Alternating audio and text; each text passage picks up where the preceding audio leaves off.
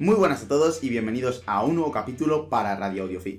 Nos encontramos ya en el episodio número 25 y antes de pasar a la entrevista de hoy tengo dos noticias muy importantes que contar.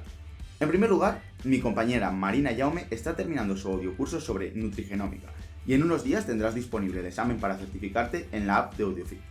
La segunda es que mi amigo Maelán Fontes ha lanzado una nueva clase sobre dieta paleo y alto rendimiento, en la cual aprenderás cómo adaptar este patrón de alimentación a la dieta para deportistas de fuerza, competidores de Men Physique o triatletas. Si aún no eres alumno en Audiofeed y quieres acceder a estas dos clases y hasta 70 más, puedes hacerlo iniciando tu prueba gratis durante 30 días sin permanencia. Tienes toda la información en la descripción del episodio de hoy.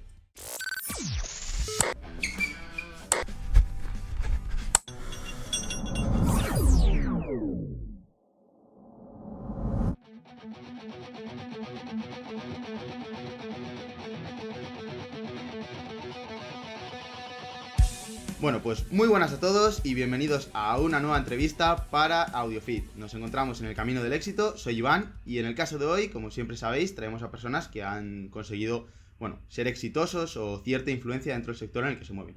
En el caso de hoy tenemos a Marcos Vázquez. La verdad es que es un auténtico privilegio poder contar contigo, autor de Fitness Revolucionario. Bueno, no necesita casi presentación porque seguro que todos le conocéis, pero en primer lugar darte las gracias por estar aquí. Marcos, muchas gracias. Muchas gracias, Iván. Es un placer de verdad compartir esta charla contigo. Bueno, y como sabéis, esta sección consiste en conocer un poco cuál es el punto de vista de diferentes personalidades acerca del éxito, a ver si podemos llegar a lo largo del tiempo a una definición objetiva o llegar a ver qué es realmente eso a lo que llamamos éxito.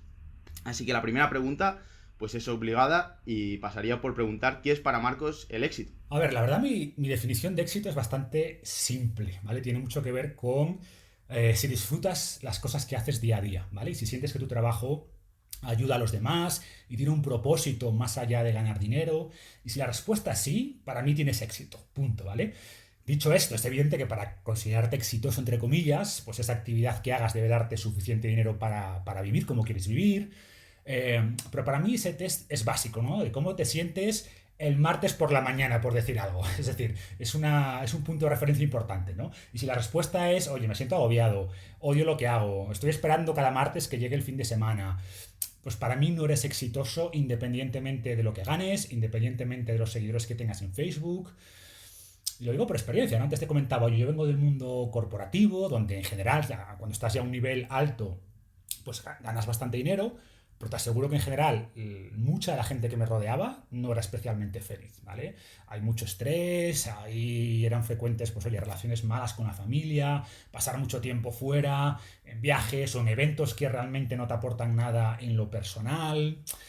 Y si día tras día estás haciendo algo que no te gusta y el objetivo final al que aspiras con tanto sacrificio es puramente material, lo más probable es que cuando lo logres te des cuenta de que no ibas bien encaminado, ¿no? Por eso mencionaba también al principio esta idea de propósito, que suena un poco abstracto, pero al final se trata de levantarte cada día con algún objetivo que te motive, ligado a algo que ayuda a los demás y algo que realmente te haga disfrutar cada día, ¿no?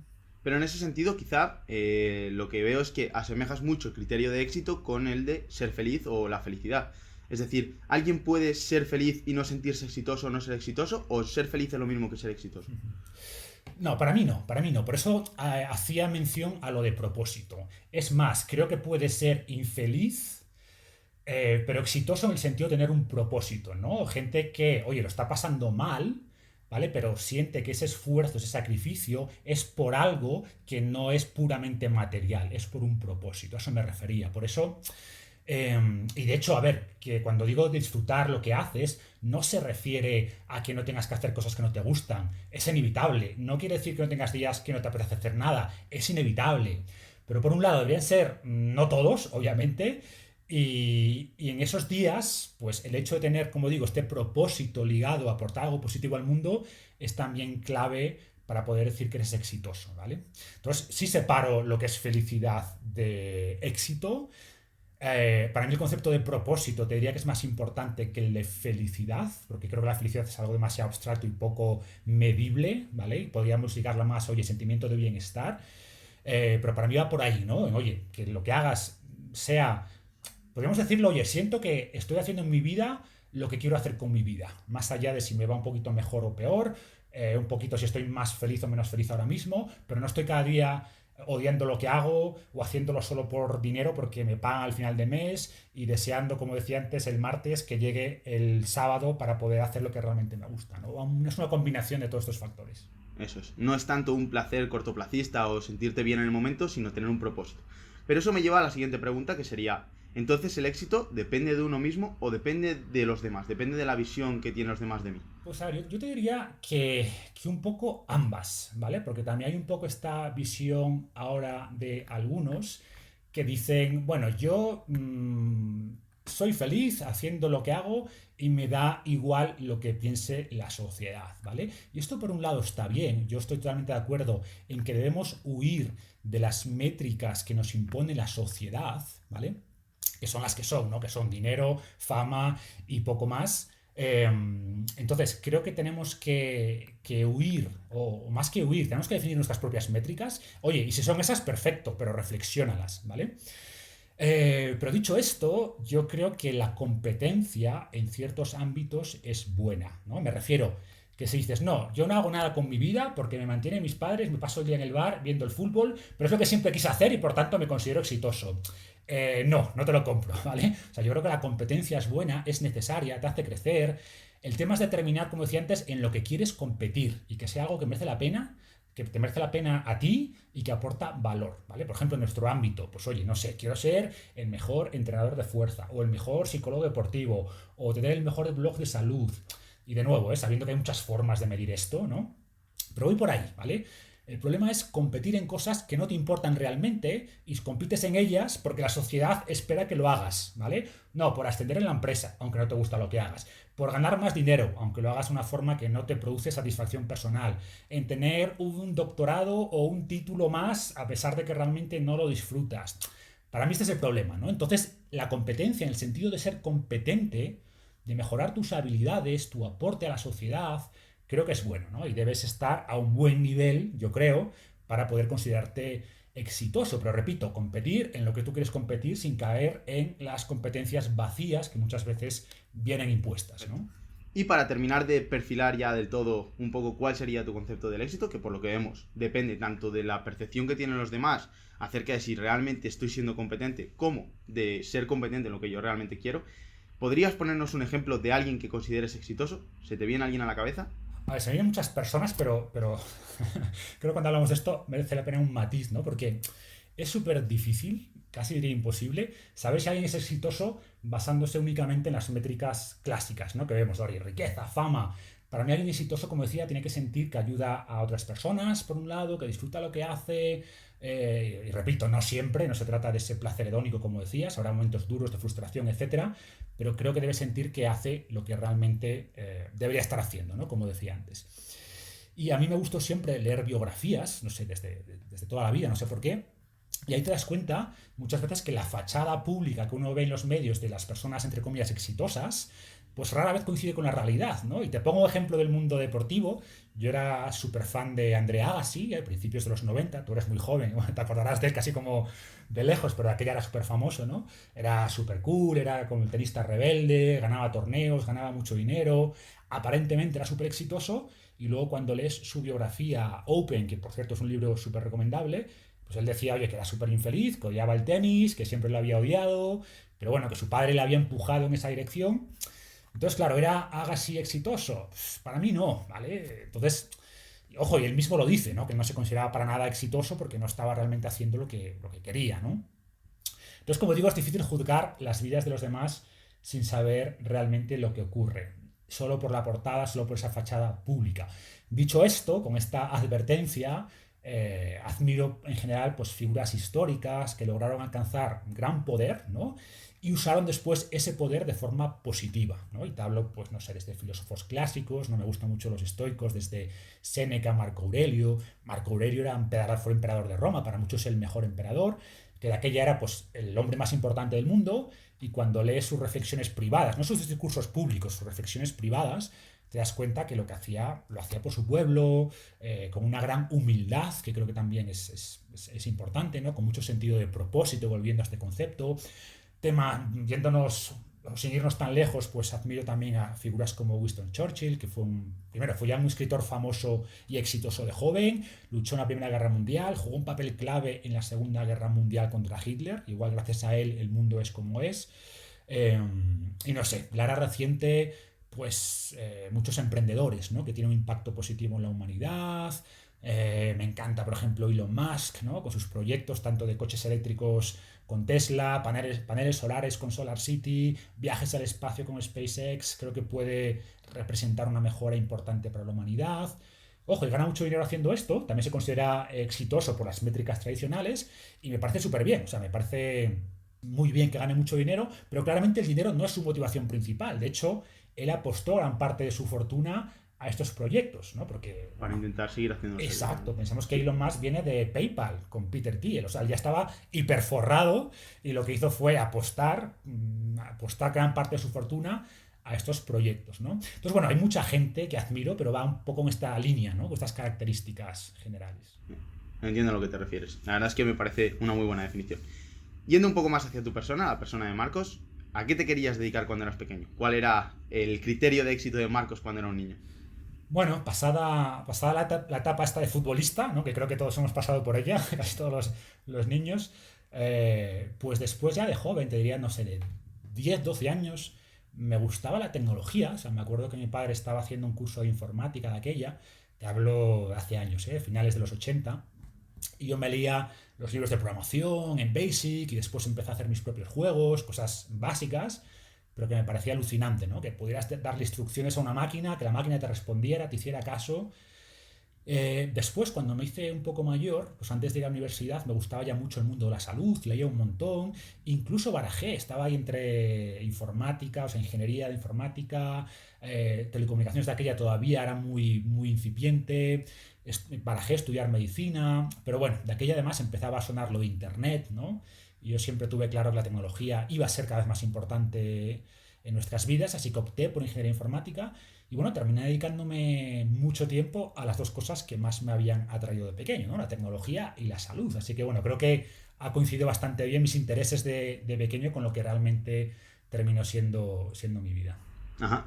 ¿Y en qué momento aparece ya Fitness Revolucionario? ¿Cuándo decides crear ese blog? Pues, a ver, Fitness Revolucionario, bastante después, ¿eh? Fitness Revolucionario, porque yo te decía que me gustaba mucho la salud, pero la salud, vamos a decir así, convencional, ¿no? Mucho de revistas de salud, de Vale, vale. lo que había, ¿sabes? Al final lo que veías, escuchabas en la tele, programas especializados en salud o en la radio, pero eran pues estos mensajes convencionales y hace 20 años pues no había las opciones que tenemos ahora de aprender y hace quizás 10 años, quizás un poquito más, pues que sí que empecé a investigar un poco más porque vi que ya este enfoque convencional no terminaba de funcionarme, ¿no? En mí en lo personal. Ajá.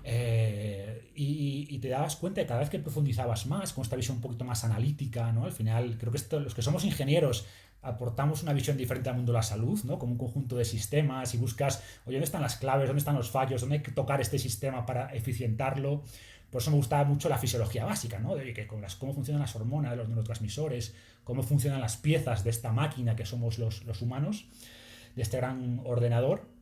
Me daba cuenta, a medida que profundizaba en la evidencia científica, porque no, gracias a internet pues ya era posible ver los estudios, antes no, y te das cuenta que todos estos rollos estándar, ¿no? De ese pensamiento único de las grasas son malas, los huevos son peligrosos, los cereales son la base de alimentación, hay que tomar productos light, hay que contar calorías, hay que entrenar con máquinas porque es más seguro y las pesas son peligrosas, correr es el mejor ejercicio, todas estas cosas, ¿no? Que es con lo que te quedas si simplemente te limitas a los mensajes tradicionales.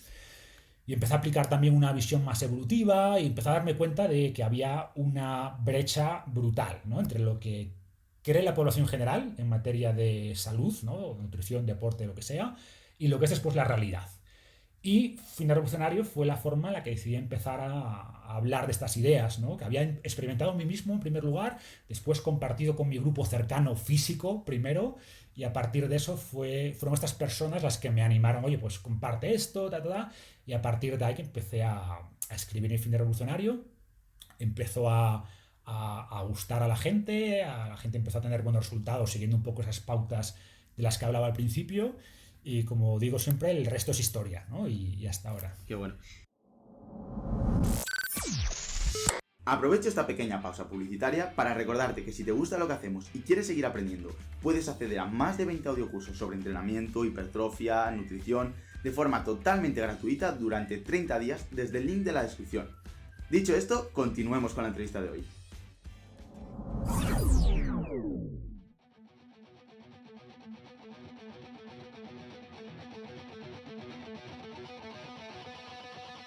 Antes de profundizar un poco más en lo que viene siendo Fitness Revolucionario y cómo te ha ayudado a llegar a tus propósitos, de los que hablábamos en un principio, me interesa esa visión que decías de que un ingeniero aplica esa visión más que aprende al resto de sistemas o incluso en este caso a la salud. ¿Crees en ese sentido que estudiar te ha ayudado a desarrollarte como persona o a conseguir ese éxito o esos propósitos a nivel personal?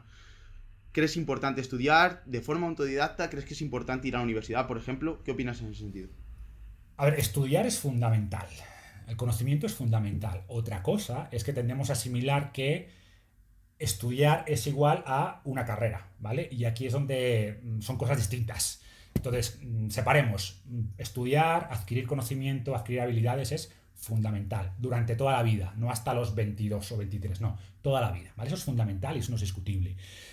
La siguiente pregunta es, bueno, ¿cuál es la mejor forma de adquirir conocimiento?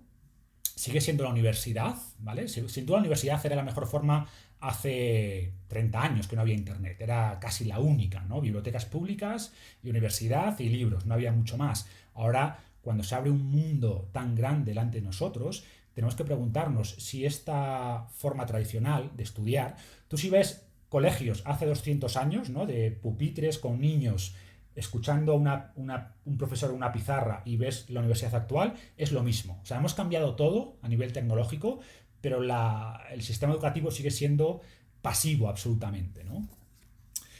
Entonces, bueno, aquí puedo enrollarme horas, tú me cortas, ¿vale? Yo hablo y tú me cortas porque aquí puedo enrollarme mucho tiempo. Pero bueno, vamos a intentar desgranarlo.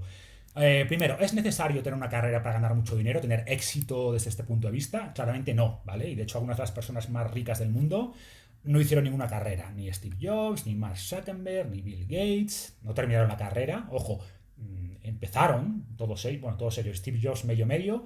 El hombre más rico de España, Mancio Ortega, creo que ni siquiera tiene la secundaria, si no me equivoco, ¿vale? No estoy seguro, pero bueno, desde luego no fue a universidad, dejó de estudiar súper joven para empezar a trabajar en una camisería y es el hombre más rico de España. Entonces, después depende, ¿no? O sea, por ejemplo, si hablamos de un médico, si hablamos de cosas muy concretas, pues evidentemente, por definición, necesitas el título para poder ejercer, ¿no? Y si tu objetivo es ser el mejor médico, pues por definición necesitas el título porque si no hasta puedes terminar la carrera, ¿no? Si intentas ejercer medicina sin ese título. Pero más allá de eso, de cosas evidentes, si hablamos de tener tu propia empresa o tener un negocio, tener un producto, lo que sea, pues evidentemente el título no es necesario, ¿no? Y habría que hablar si es interesante. También cuando hablamos del tema de educación, creo que hay que saber leer los estudios, ¿no? Por ejemplo, hay muchos estudios que en el caso de la salud nos dicen, no, se habla mucho, como digo, del impacto de la educación en la salud, ¿no? Y la gente que tiene más estudios tiene mejor salud y muchos asumen que la solución es que la gente estudie más. Pero aquí entramos en el famoso problema de correlación versus causalidad. Es decir, a partir de estudios observacionales, la gente asume que la educación es lo que causa una mejor salud. A ver, sí creo que hay cierta causalidad por este lado, ¿vale?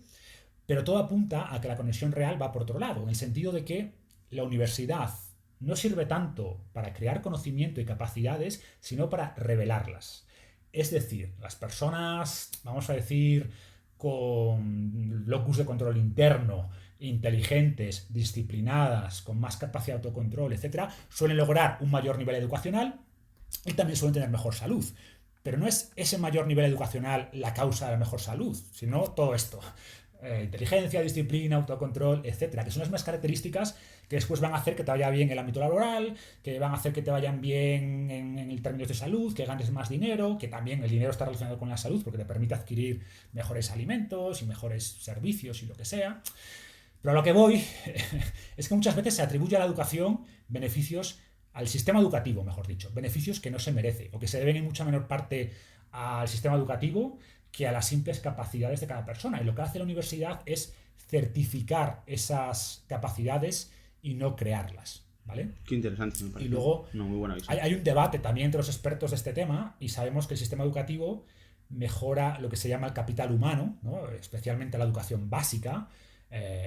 Claro, a ver, cosas como leer o escribir, pues sí que son imprescindibles, evidentemente, pero ya cuando hablas a nivel universitario, y ya no te digo si hablamos de másters o de doctorados, el capital humano que se crea es cada vez menor y es cada vez mayor lo que llamamos señalización, o que podríamos denominar coloquialmente titulitis, ¿vale? Es decir, es educación por educación, títulos por títulos, y son cosas que contribuyen a lo que se llama inflación de la educación, pero el conocimiento y las capacidades reales que has ganado son totalmente marginales. Y si eres una persona medianamente inteligente, medianamente proactiva, te hubiera ido mejor si hubieras dedicado todo ese tiempo a tus negocios, a crear algo propio, al mundo real, por así decirlo, ¿vale?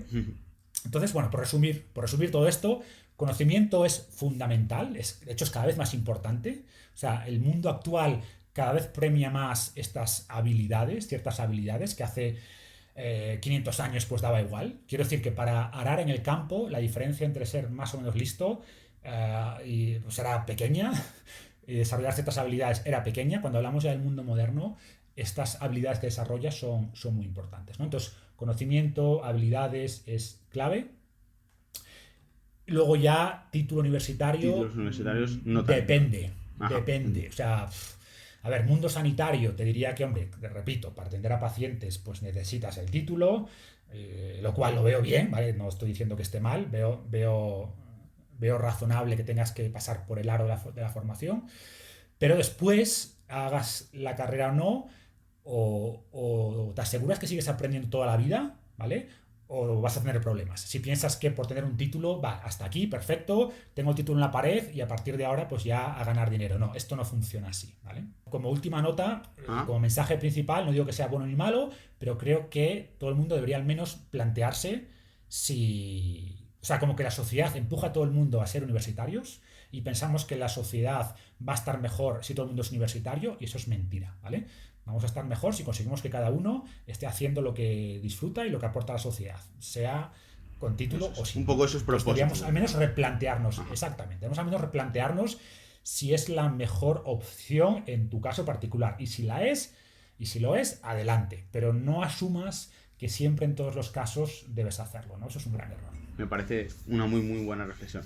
En este sentido, un poco en base a lo que dijiste, comentabas que incluso hay veces que seguir con la formación, lejos de ser productivo, incluso puede ser una peor opción que centrarte en ti mismo, en ser proactivo e intentar sacar todo adelante en base a los propósitos que tienes y centrarte en ellos. En tu caso, que fue Fitness Revolucionario uno de ellos, mi pregunta sería, ¿cómo hiciste para seguir centrándote en ese proyecto y llevarlo hasta donde está? ¿Por qué el formato podcast, por ejemplo? ¿Cuándo te decides atacar por el formato podcast? ¿Y por qué? Vale, son varias cosas. A ver, sobre el crecimiento, ¿no? Y por qué dedicarme a esto, pues, a ver, primero, creo que es muy importante que te dediques a algo, como decía antes, que te guste. ¿Por qué? Porque al final, para tener éxito, hay que dedicar mucho esfuerzo, ¿no? Si tú, o sea, esto es así, ¿no? Para tener éxito en cualquier campo, es decir, para ser relevante en cualquier campo y estar dentro de las personas que más aportan dentro de ese campo, hay que dedicar mucho esfuerzo y por tanto tiene que ser algo que no te importe o que te importe poco dedicar mucho esfuerzo a investigar, a seguir aprendiendo, ¿vale? Entonces, a mí me encantaba, o sea, meterme, aunque suena raro, pero para mí tener aquí 20 papers y decir, bueno, pues hoy, sábado por la mañana, voy a dedicarme con un café a leer 20 papers. Hay mucha gente que diría, menuda mierda, ¿no? Y a mí me emociona, como está, qué bien, ¿no? Tengo ni reuniones ni nada, voy a dedicarme 4 horas a revisar estudios, me gusta, ¿no? Y luego, pues sintetizarlos para hacerlos digeribles a una población general, ¿no? Y esto nadie lo hacía cuando yo empecé realmente, ¿no? Y creo que el timing me ayudó en el sentido de que cuando yo empecé allá por el finales del 2011 había mucho menos ruido que ahora, mucha menos gente divulgando, casi nadie en español, y creo que esto pues me ayudó mucho, ¿no? A crecer, a tener cierta presencia, etcétera. Y el podcast, yo ya incluso de aquella, 2011-2012, me gustaban mucho los podcasts. Incluso antes de los podcasts lo que hacía era bajar MP3 de entrevistas, de tal, charlas de YouTube las convertía en MP3 y las ponía en un reproductor de estos mucho antes del iPhone. Y me parecía una forma genial para aprovechar el tiempo, ¿vale? Porque para leer un artículo o para ver vídeos en YouTube, pues tienes que estar delante del ordenador, ¿no? Tienes que estar o mirando el móvil. Entonces, al final es entre comillas, no puedes hacer más cosas a la vez. Sin embargo, un podcast lo puedes escuchar mientras conduces, mientras caminas por la calle, mientras lavas los platos, mientras entrenas. Y bueno, todos los podcasts que yo seguía estaban en inglés, apenas había de aquella podcast de salud en español y decidí crear uno, ¿vale? Y la verdad que a la gente le gustó la idea. Y no solo una forma de divulgar, sino también me permitía pues, contactar con personas para entrevistar. No era como una excusa para contactar con gente que seguía, para seguir aprendiendo de ellas, para vernos después en el mundo real. Entonces, por todos esos motivos, el canal del podcast, la verdad que me gustó mucho, ¿no? Y además tiene la gran ventaja respecto al vídeo, pues que la edición es cero, ¿no? Y la producción, que a mí no me gusta mucho perder mucho tiempo con eso, en el podcast es, oye, activas, dar a grabar, hablar, tal. Una edición mínima de una introducción, no sé qué, pero ya. Entonces es también mucho más rápido, te permite generar mucho más contenido o dedicar mucho más tiempo al contenido, que es lo que me interesa, y no tanto a producción, a edición, etcétera. Eso es. En este sentido me parece muy interesante lo que acabas de plantear. Y respecto al podcast, también me parece una buena forma, lo que dices, de divulgar o de atraer conocimiento a personas que no tienen tanto acceso a él. En este sentido, también me gustaría preguntarte qué opinas acerca de divulgar de forma gratuita o de no monetizar por ello. ¿Crees que es una buena forma de ganar valor y poder luego vender otros productos? ¿Crees que hay mucha gente que parece que da por hecho que si empiezas divulgando de forma gratuita, pues que no puedes monetizarlo o que no puedes ganarte la vida con ello? ¿Qué opinas en este sentido? Desde mi punto de vista, como decía antes, en cuanto al propósito, yo quiero ayudar a cuantas más personas, mejor. Entonces, quiero poner las mínimas barreras al conocimiento. Por ejemplo, ahora está muy de moda el tema este del Patreon, ¿no? O otras plataformas que te permiten poner tu contenido detrás de paywalls que se llaman, oye, para ver mi contenido, para ver mis artículos, paga, ¿no? Ojo, no digo que está mal, ¿eh? Cada uno tiene que buscar lo que le funcione y las estrategias que quiera. No es una crítica. Pero yo quiero llegar a mucha gente, quiero ayudar a mucha gente. Entonces, quiero poner las mínimas restricciones, las mínimas barreras de acceso a mi conocimiento, a mi contenido. Y por tanto, sí soy partidario de divulgar gratuitamente mucho. Dicho esto, si realmente quieres dedicarte a la divulgación de manera seria, pues tiene que darte dinero. Porque si no te da dinero, es lose-lose. O sea, tú no puedes dedicar suficiente tiempo a esto, tendrás que ganar dinero con otras cosas y poder generar menos contenido y por tanto ayudar a menos gente. Entonces tienes que, para mí, mi estrategia, y me gusta, y repito, no es la única, pues la que me gusta es, oye, divulgo mucho gratis, te diría que el 95% de mi contenido, si no más, es gratuito, tanto en podcast como en artículos, etcétera. Pero tienes que tener cierto o contenido o servicios premium, por así decirlo, que oye, que esto está accesible porque está más sintetizado, más detallado, más concretizado, más personalizado, por lo que sea, que eso tiene un precio y eso se vende a personas que quieren ir un paso más allá, ¿no? Entonces tienes que buscar una estrategia que te permita, pues oye, llegar a más gente y para eso la divulgación gratuita es la mejor estrategia, pero a su vez tener alguna forma de monetización. Y la monetización por anuncios, digamos, que es imposible, o sea, es imposible, ¿no? Incluso personas que tienen millones de seguidores en YouTube, en Estados Unidos quizás sí sea posible, en España te digo que no, que para llegar a 1000 eurista, vamos, tienes que tener no sé cuántos millones de visualizaciones al mes, ¿no? Sí, entiendo lo que dices. Al final es un poco el win and win de si Exacto. consigo que la gente me permita vivir de esto, más puedo aportar a más gente. Claro, porque lo que comentabas antes es cierto, ¿no? Que si tú, y esto le ocurre a muchos, y mucha gente se frustra, que tú estás, por ejemplo, gente que está 3 años trabajando 8 horas al día, generando contenido de calidad gratuito, de repente saca un curso o lo que sea, y dice, oye, esto cuesta lo que sea, 50 euros, me invento, y hay mucha gente, eres un mercenario, ahora quieres cobrarnos, no sé qué, y claro, hay mucha gente que dice, coño, sí, tienes razón, tal. Oye, no, tú estás aportando valor y eso obviamente tiene que tener una retribución. Porque si no es lose-lose, como decía. Es decir, oye, tú vas a perder porque no vas a poder dedicarte a lo que te gusta y además no vas a poder generar contenido de valor y la gente no va a poder mejorar su vida gracias a tu contenido. Entonces nadie gana, ¿no? Entonces necesitas encontrar el equilibrio, ¿no? Y ahí repito, el equilibrio para cada uno, no hay un equilibrio óptimo, cada uno tiene que buscarlo, ¿no? Hay gente que dice, no, todo mi contenido es premium, todo mi contenido es de pago y ya está. Y te suscribes a Patreon o no ves nada. Bueno, pues vale, es tu plataforma Cada y uno es tu que decisión, busque ¿no? el equilibrio. Cada uno, exacto, cada uno que busque el equilibrio entre llegar a más personas y divulgar más gratis y luego tener ciertos productos de pago o todo de pago con una divulgación pues un poquito más individualizada y personalizada. Todo vale, pero hay que lograr al final, si no consigues monetizar de alguna manera esto, pues es un hobby, no es un negocio, ¿no? Entiendo a lo que te refieres. En ese sentido, si pasamos a hacerlo un negocio y pasamos a emprender en este sentido, al final, dentro de lo que está siendo la entrevista y de los conceptos que estamos manejando para hablar de éxito, estamos manejando el hecho de tener propósitos, el hecho de poder vivir de ello, poder vivir en general, el hecho de mejorar el conocimiento, de aportar más. ¿Crees que emprender es un buen sinónimo de tener éxito o una buena vía para tener éxito? Sin duda, es una excelente, para mí es la mejor opción, pero es una opción, no es la mejor opción para todos, ¿vale? Es una opción más. Creo que hay gente que va a desarrollar más su potencial en una buena empresa que le dé autonomía que lanzándose en solitario, ¿vale? Al final tienes que conocerte, tienes que saber lo que quieres realmente en la vida, tener claro qué significa el éxito para ti, como decíamos antes, y optar por la opción que maximice las probabilidades de lograrlo, ¿no?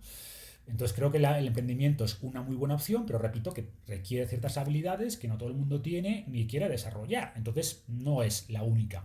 De hecho, a nivel económico, yo siempre digo que, a ver, el potencial del emprendedor claramente es enorme y las personas más ricas del mundo son emprendedoras, pero el riesgo también es mayor. Y de hecho, si fuiste el empleado número 50 de Facebook o de Google o de Amazon o ese tipo de empresas, con las stock options que acumulaste, te aseguro que con los años han ganado más dinero estos empleados número 50, por decir algo, que el 99% de los emprendedores, ¿no? Entonces hay que valorar muchas cosas, pero lo que está claro es que, para mí esto es lo principal, nunca ha sido tan fácil emprender como ahora, nunca, ¿no? Si los que leen a Marx se quejaba, ¿no? De que bueno, la burguesía controla los medios de producción, el pobre pueblo está indefenso y oprimido y no puede hacer nada. Eso se acabó, ¿vale? O sea, Internet nos da los medios de producción.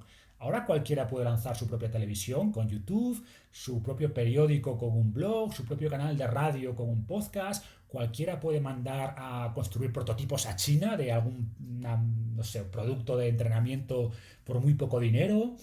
¿Vale? Es decir, los medios de producción se han democratizado, las oportunidades son enormes, pero claro, no es fácil. O sea, no es fácil, hay también mucho ruido, tienes que dedicarle mucho tiempo a, como decíamos antes, a estudiar, a investigar, a encontrar tu público, tu marca, tu mensaje. Todo esto no es fácil, pero si lo haces bien, desde luego que emprender es un gran camino, tanto a nivel de desarrollo personal como de libertad, como económico, pero bueno, no es el único, ¿vale? Y cada uno tiene que evaluar lo que quiere y ver si es la mejor forma en su caso concreto. Ajá. Un poco en ese sentido, lo que decías, al final emprender está muy bien, pero también conlleva cierto riesgo y también está la posibilidad de fracasar.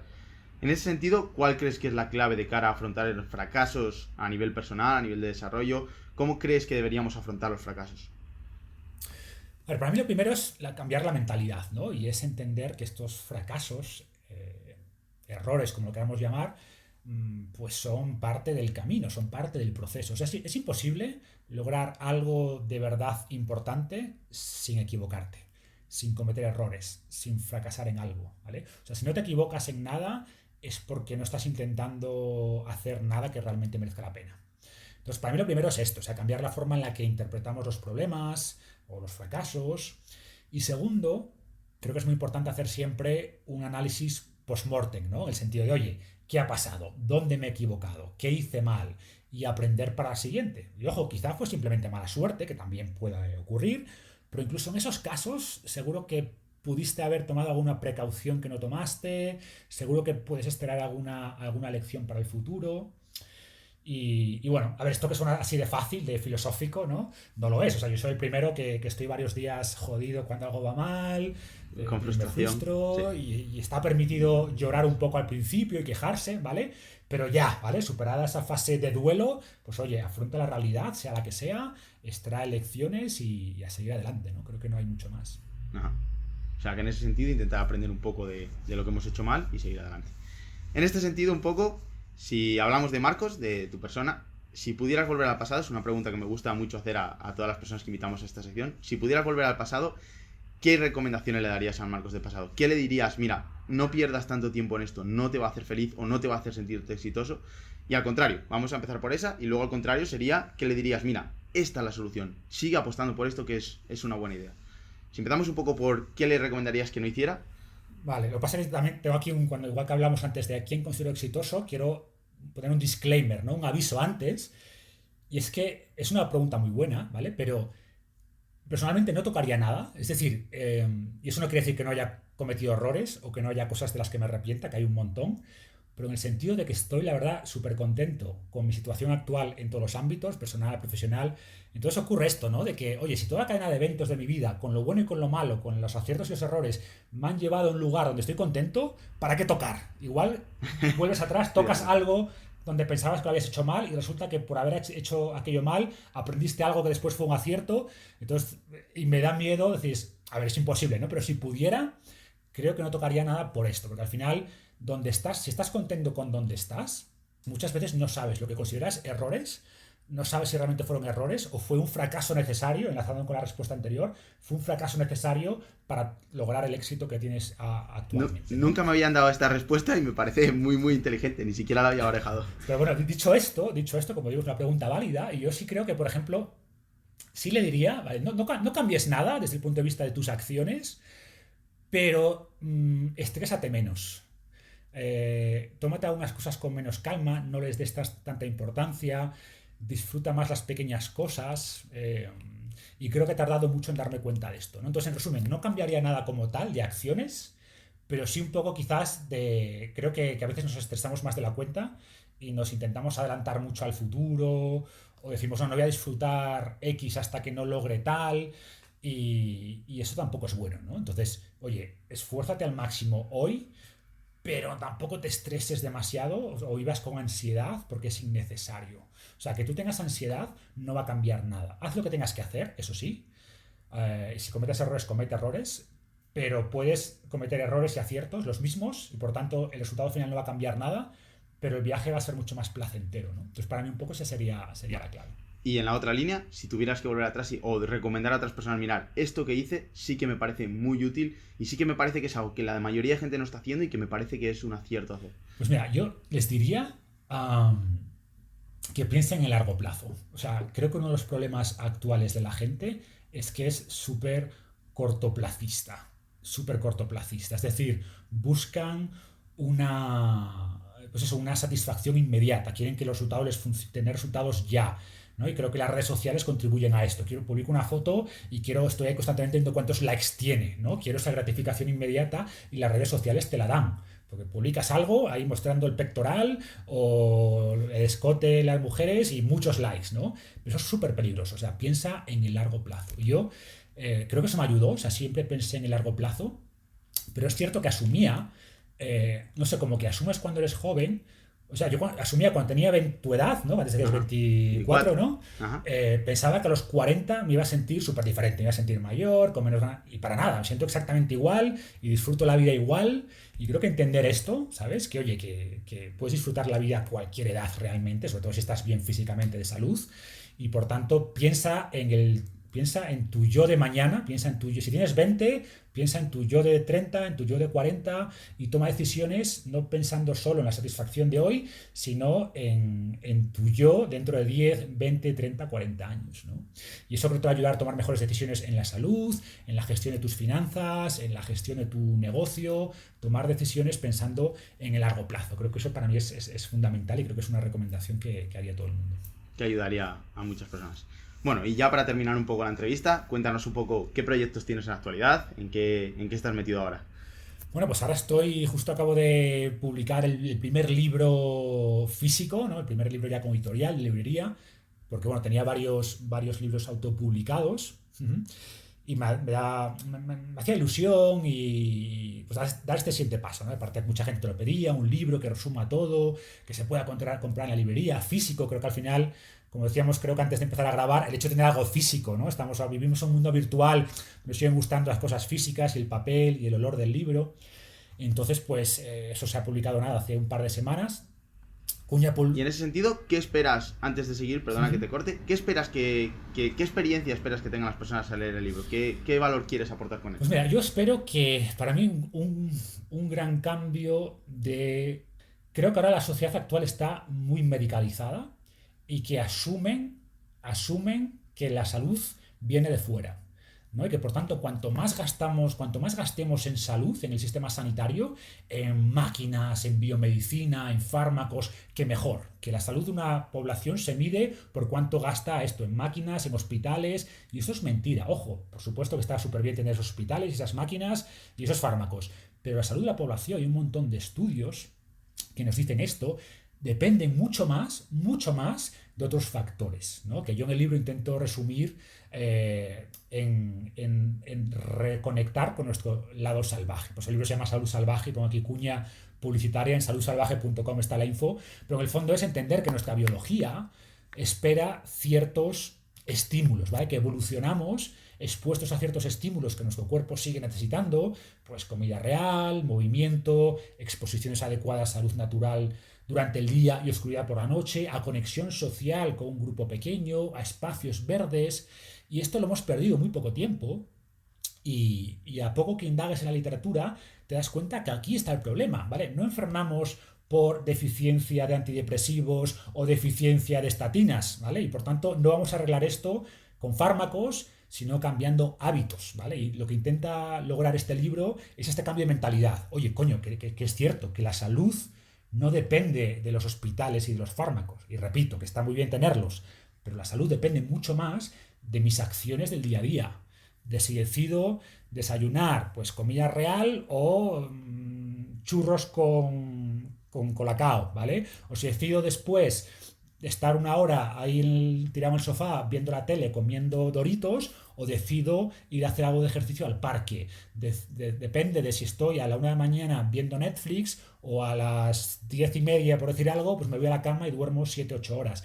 Depende mucho más de esto que de si el gobierno se gasta más o menos en pastillas, ¿vale? Claro, entonces esto es lo importante, ¿no? Para mí lo que quiero que se lleve la gente es este empoderamiento, que está como muy manida esta palabra de empoderamiento, pero es cierto, o sea, al final los hábitos de la población tienen un impacto mucho mayor en la salud de la población, la salud pública, que el gasto en salud. Y repito, esto no quiere decir que no, pues entonces vamos a recortar en salud. No, no se trata de eso. Pero se trata de entender dónde tenemos que poner realmente el énfasis. Y creo que la sociedad actual lo está poniendo en otro lado muy distinto, ¿no? Y por aquí va el libro, ¿no? Entonces, bueno, eso es como mi proyecto principal, porque ahora pues ya sabes que no solo publicar el libro es la primera parte, pero luego pues hay el primer paso. Claro, luego Sí, pues que hay que darle un poquito de promoción y estar pendiente de él, etcétera. Verlo. Y luego, bueno, pues quiero también, ahora estoy muy interesado, llevo también varios meses profundizando en el tema de la dieta cetogénica, que es un tema que me interesa desde hace muchos años, pero que ha explotado a nivel de estudios en los últimos, no sé, diría 2, 3, 4 años. Y me estoy poniendo al día estos meses. Llevo como más de 130 papers revisados, me quedan otros cuantos, y pasa un poco lo que comentaba antes, ¿no? Hay una brecha importante entre la evidencia real y lo que lees después por ahí en blogs o en personal sanitario o lo que la mayoría de nutricionistas cree. Así que bueno, estoy trabajando también un poquito en un programa sobre esto, a ver cómo lo oriento, sobre todo para pérdida de grasa, pero riguroso también la parte científica, que creo que hay un vacío ahí también importante. Y bueno, alguna cosita más que se está cocinando, pero poco a poco. Soy más de pocos proyectos y buenos. Afianzarlos. Exacto, que estar ahí agobiado con muchas cosas y al final no hacer nada bien, ¿no? pues entonces lo que hacemos es que más adelante, cuando vayan saliendo más proyectos, volvemos a traerte a la sección y volvemos a hablar de ellos. Genial, será un placer. Así que nada, Marcos, muchísimas gracias de verdad por haber estado con nosotros. De verdad que me ha parecido una entrevista súper interesante. Creo que la audiencia estará de acuerdo conmigo y que lo van a agradecer muchísimo. Y nada, que aquí tienes tu casa y que muchas gracias de verdad. Muchas gracias, Iván, de verdad ha sido súper entretenido. Un fuerte abrazo. Gracias.